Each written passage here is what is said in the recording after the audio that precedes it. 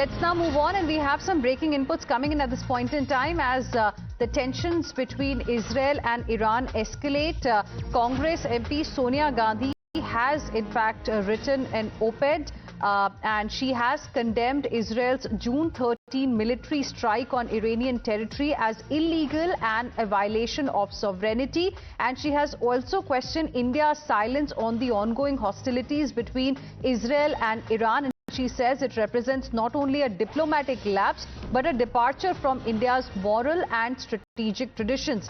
In fact, the airstrikes, which triggered a series of retaliatory drone and missile exchanges, have since spiraled into dangerous escalation in the Middle East. And Sonia Gandhi, in fact, in this opinion piece has written, the Congress has condemned these bombings and targeted assassinations on Iranian soil, which represent a dangerous escalation with grave regional and global consequences. As with so many of Israel's recent actions, including its brutal and disproportionate campaign in Gaza, this operation was executed with utter disregard for civilian lives and regional stability. She's also said that these actions will only deepen instability and sow the seeds of further conflict. Let me go across to my colleague Sabyasachi joining us live for more on this. Sabyasachi, strongly worded opinion piece there coming in from Congress MP Sonia Gandhi. Well, that's right.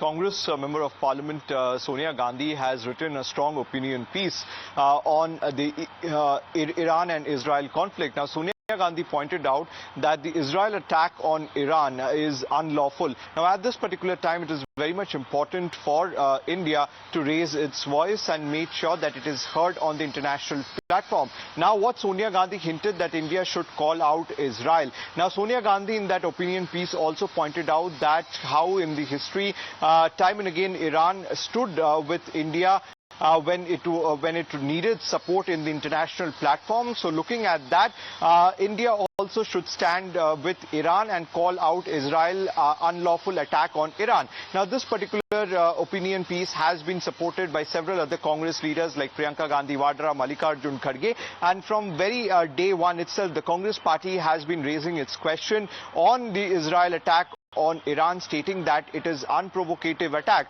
Now, also the Congress party says that why is Israel afraid? Because Israel has nuclear power.